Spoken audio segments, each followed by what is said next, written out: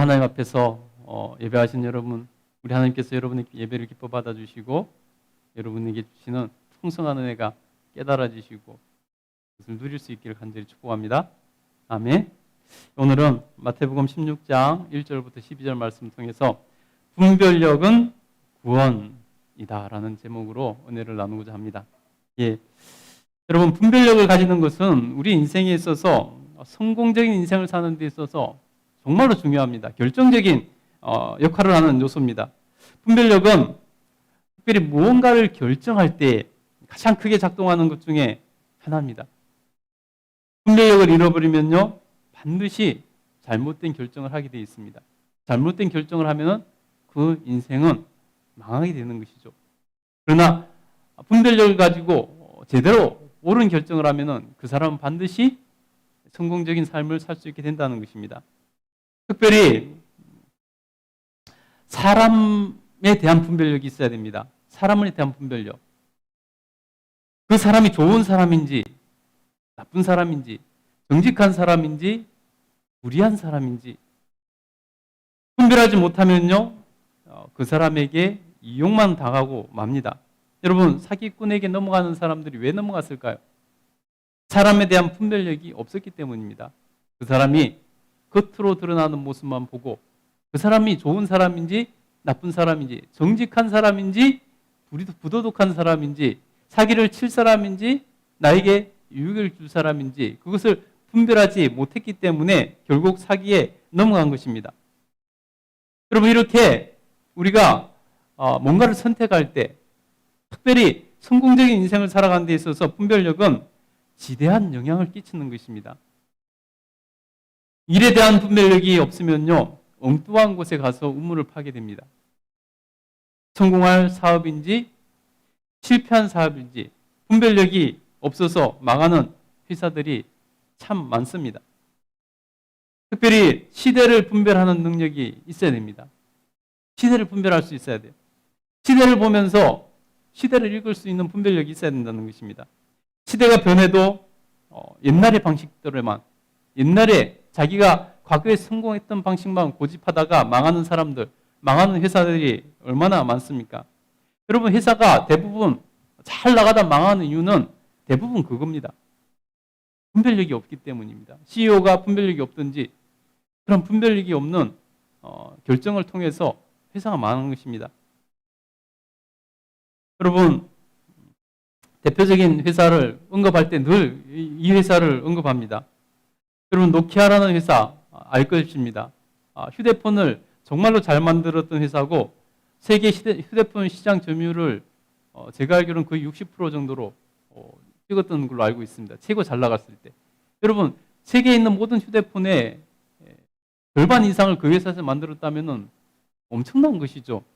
그렇게 잘 나가던 회사가 아이폰이라는 회사가 나오고 나자 그 회사는 정말로 쇠퇴일로를 걸어서 지금은 있는지 없는지도 모르는 회사가 되어버렸습니다. 여러분, 아이폰이라는 스마트폰 시대가 열렸을 때 그럼에도 불구하고 그 회사는 분별력을 가지지 못하고 그 스마트폰이라는 것을 무시했습니다. 저 조그만 곳에 한쪽에서 일어났던 그러한 일이고 전화가 통화만 잘 되면 되지 하는 생각으로 철저하게 무시했습니다. 스마트폰이 나와서 계속 성장함에도 불구하고 끊임없이 계속 투지폰만 고집하다가 결국은 시장을 다 잃고 쇠퇴해버렸습니다. 반면에 여러분, 삼성이라는 회사는 당시에 우리나라에서는 잘 나갔지만은 해외에서는 거의 인지도가 없는 회사였습니다. 점유율이 1, 2% 미미했습니다. 근데 아이폰이 나온 이후에 그것을 깨닫고 분별력을 가지고 시대가 바뀌었다는 것을 깨달았습니다. 그래서 어설프지만 최대한 빨리 스마트폰을 만들어서 판매하기 시작했습니다. 여러분, 삼성에서 처음 나온 스마트폰 기억나세요? 얼마나 아이폰과 대비해서 욕을 많이 얻어먹었는지 모릅니다. 그럼에도 불구하고 시대를 읽고 분별력을 가지고 빨리 대처해 나가서 지금은 세계 최대의 휴대폰 회사가 되었죠.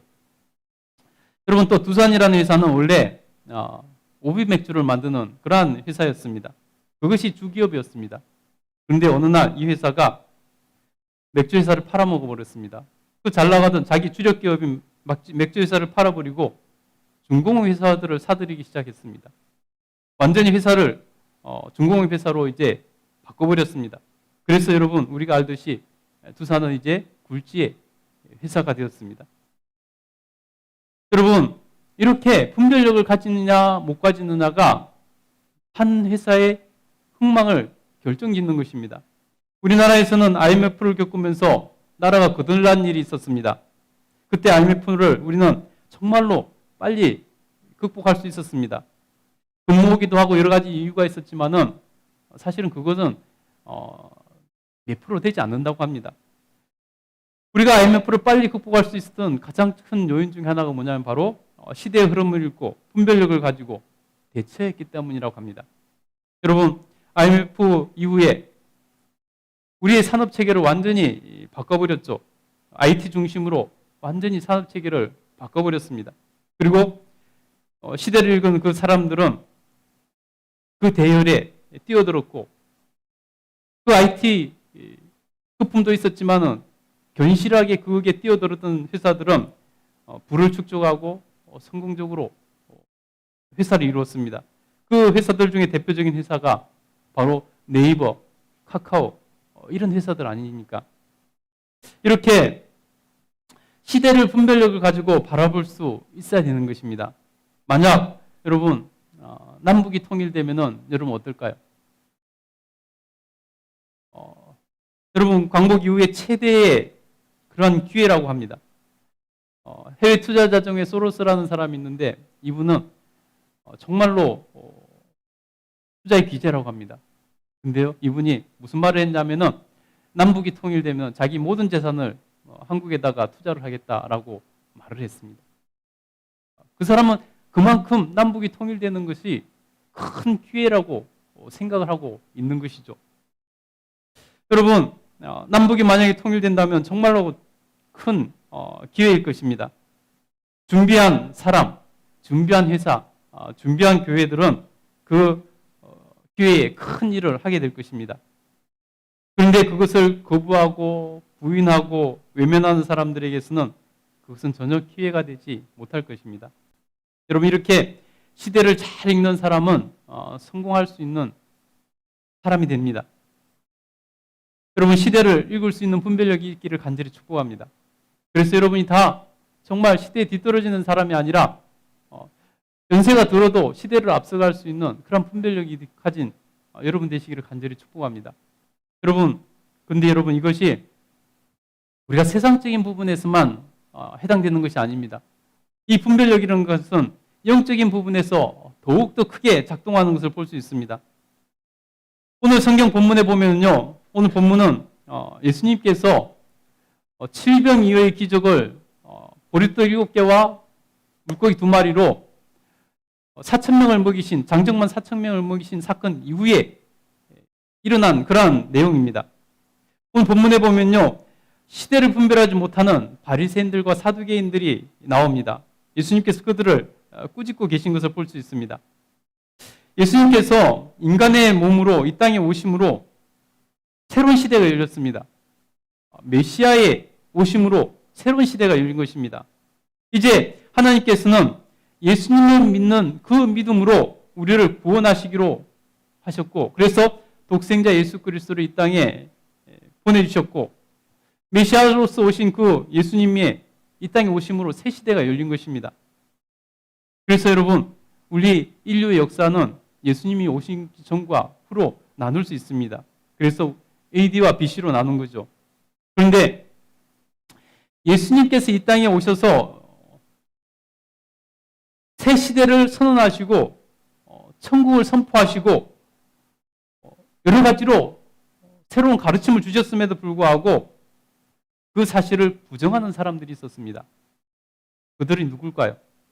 바로 가장 대표적인 사람들이 바로 바리새인들과 사두개인들이었습니다. 사실 분별력이 있는 사람이라고 한다면은 누구나 예수님이 오셔서 예수님이 하신 말씀과 예수님께서 행하신 일들, 놀라운 기적들을 보면서 새 시대가 왔음을 분별하지 못할 수가 없는 그런 상황이었습니다. 깨닫지 못할 수가 없는 그런 상황이었습니다. 마치 우리가 인터넷 시대가 열리고 막 인터넷이 누구나 개인들이 다 사용할 수 있게 되고 휴대폰을 누구나 사용하게 되면서 또 알파고가 인공지능이 사람을 이기는 것을 보면서 우리는 누구든지 새 시대가 열렸다고 생각할 수 있습니다. 분별할 수 있고 깨달을 수 있게 된다는 것입니다. 그런데 그럼에도 불구하고 아직도 90년대에 같은 생각을 하고 살아가는 사람이 여전히 있습니다. 시대의 변화를 부정하는 사람들이죠. 예수님 당시에 예수님께서 전하신 말씀을 듣고 예수님께서 행하신 기적을 보면서 의식이 있는 사람이라면, 조금이라도 생각할 수 있는 사람이라면, 분별력을 가진 사람이라면 새 시대가 열렸다고 말하지 않을 수가 없었습니다. 예수님께서 전하신 그 팔복의 말씀을 들으면서, 산상소연의 말씀을 들으면서 어찌 새 시대가 열렸다고 말하지 않을 수 있겠습니까? 예수님께서 천국의 도래를 선언하시면서 마태복음 8장, 9장을 읽어보면요, 집중적으로 예수님께서 기적을 일으키신 사건들을 모아놨는데요. 그게 보면 나병 환자들을 치료해 주시고 중풍병자들을 치료해 주시고 109장의 하인을 만나지도 않으시고 멀리서 치료해 주셨습니다. 그런 것을 보면서 어찌 새 시대가 열렸다고 말하지 않을 수 있겠습니까? 예수님께서 바다와 파도에게 명령하셔서 잠잠하게 하셨고 귀신 들린 사람들 치료해 주셨고 12회의 혈루증 앓은 여인이 새 시대가 열린 줄 알고 예수님 옷자락만 만져도 낫겠다. 와서 예수님 옷자락을 만지고 치료되는 그런 사건이 일어났습니다. 12살 먹은 소녀가 죽었는데 예수님께서 살려주셨습니다. 여러분, 이 사건들을 보면서 어찌 새 시대가 열렸다고 깨닫지 못하게 생각하지 못할 수 있겠습니까? 다윗의 자손이여 우리를 불쌍히 여기소서, 간절히 병 고쳐주기를 눈뜨기를 원하며 외쳤던 그 사람들, 그 두 맹인들 예수님께서 치료해 주셨습니다. 수많은 사람들이 그것을 목격했습니다.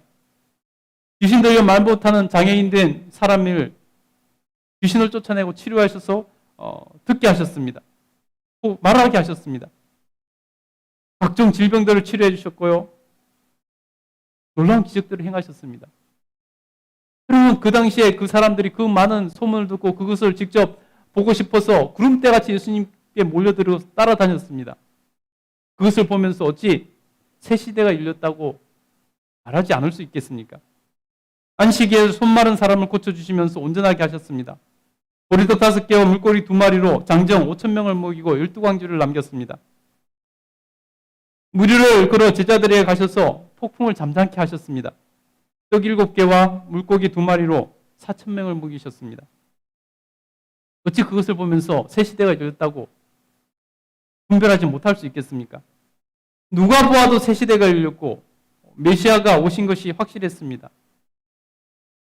그래서 그 시대에 여러분, 못 배운 사람들도, 가난한 사람들도, 보잘것없는 평민들도, 성경을 잘 모르는 사람들도 한결같이 예수님을 메시아로 고백하는 것을 볼 수 있습니다. 그러나 오늘 성경에 나오는 가장 많이 배웠고 가장 성경을 열심으로 읽고 아는 사람들이라고 자부하고 가장 성경대로 산다고 자타가 공인해주는 그 바리새인들, 그 사람들과 사두개인들은 예수님을 메시아로 인정하지 않았습니다. 그리고 예수님께서 메시아가 아니라는 것을 주장하고 그들의 주장을 증명하기를 원했습니다. 그래서 오늘 성경 본문에 보면요, 그들이 예수님께 묻습니다.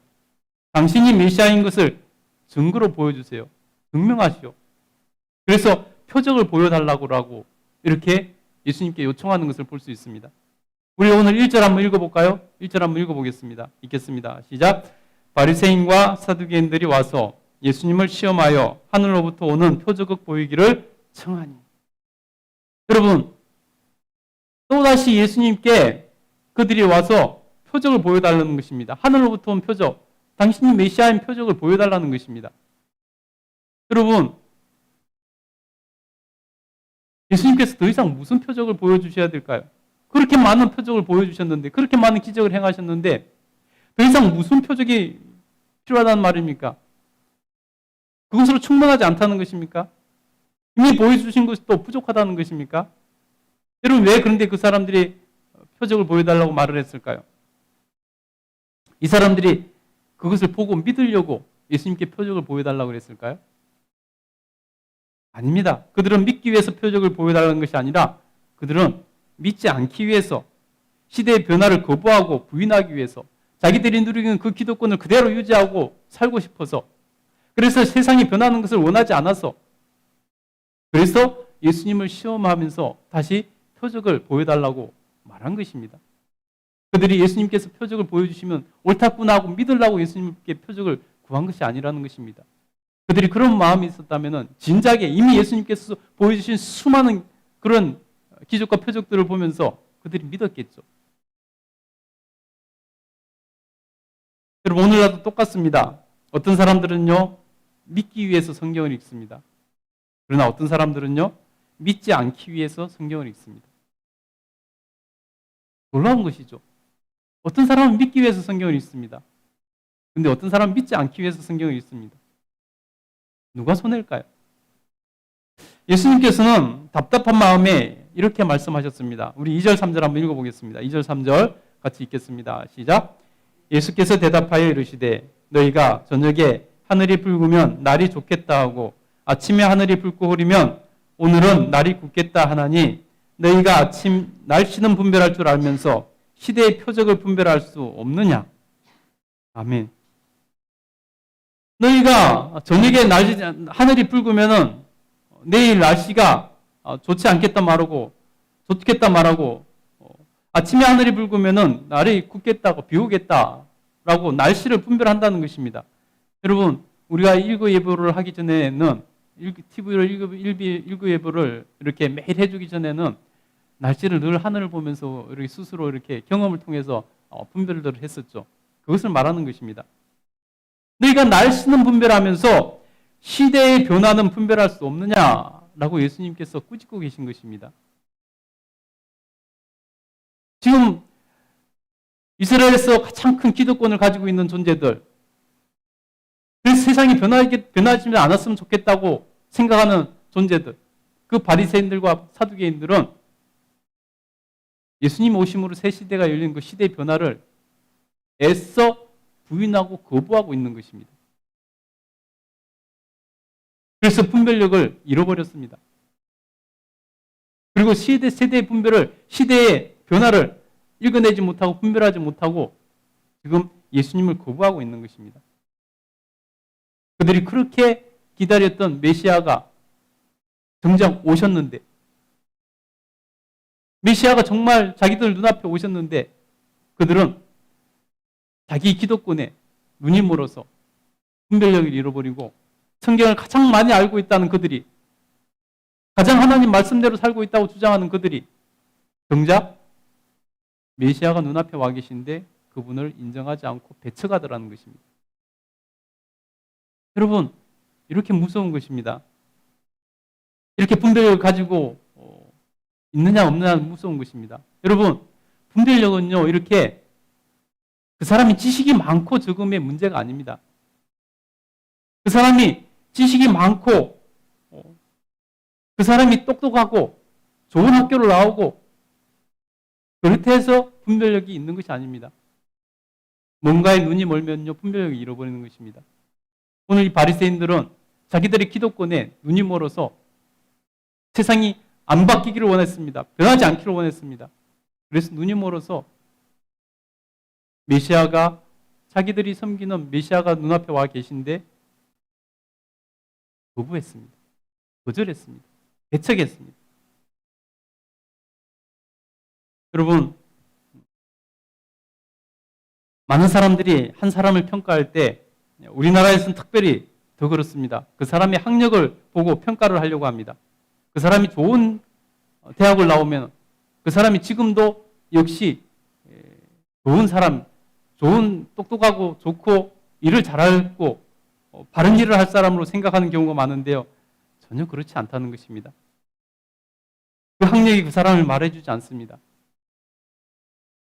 그 사람의 학력보다 오히려 그 사람의 성품, 그 사람의 인격, 그 사람이 어떤 가치관을 가지고 살아가고 있는가, 그 사람의 세계관이 무엇인가, 그 사람이 사람을 대하는 태도가 어떤가. 여러분, 이런 걸로 우리가 훨씬 중요하게 여겨야 된다는 것입니다. 이런 것으로 그 사람을 분별하고 판단할 수 있어야 됩니다. 바리새인들은 지식적으로는 똑똑했지만은 자신들의 이익을 위해서 눈을 닫아버렸습니다. 그래서 그들은 분별력을 갖지 못했습니다. 못 배운 사람들도 시대를 분별하고 예수님이 오신 걸 보고 시대가 바뀌었다. 이제 메시아의 시대가 열렸구나. 새 시대가 열렸구나. 그래서 예수님을 메시아로 인정을 했습니다. 그런데 가장 많은 지식을 가지고 있고 성경을 누구보다도 많이 알고 있고 누구보다 성경대로 살고 있다고 주장하는 그들은 분별력을 잃어버렸습니다. 그래서 새 시대의 변화를 인정하지 않고 예수님을 적극적으로 부인했던 것입니다. 그 결과 그들은 하나님과 성경에 대해서 가장 많은 지식을 가지고 있음에도 불구하고 그래서 가장 많은 시간을 그곳에 투자했음에도 불구하고 예수님께 독사의 자식들이라는 평가를 받고 그들은 구원에 들어가지 못하고 말았습니다. 구원받지 못했다는 것입니다. 평생을 하나님을 아는 지식을 연구했고 평생을 하나님 말씀대로 살려고 애를 썼는데 정작 구원받지 못했다는 것입니다. 여러분 얼마나 불행한 것입니까? 이렇게 분별력을 가지는 것은 중요합니다. 여러분 덮어놓고 신앙생활 하지 마시기 바랍니다. 분별력을 가져야 되는 것입니다. 분별력이 없으면 역사상 가장 중요한 사건인 메시아가 오신 것에도 깨닫지 못하고 그분을 배척하고 오히려 그분을 거부할 명분이나 찾고 있다는 것입니다. 여러분 하나님 말씀을 들으면서 우리는 분별력을 가지고 깨달아야 됩니다. 늘 하나님 앞에 기도하시기 바랍니다. 하나님께서 가지고 계신 분별력을 저에게도 주십시오 하고 늘 여러분 기도하시기 바랍니다. 내가 어떻게 말씀대로 살아야 할지 정하고 그렇게 살도록 분별력을 가져야 되는 것입니다.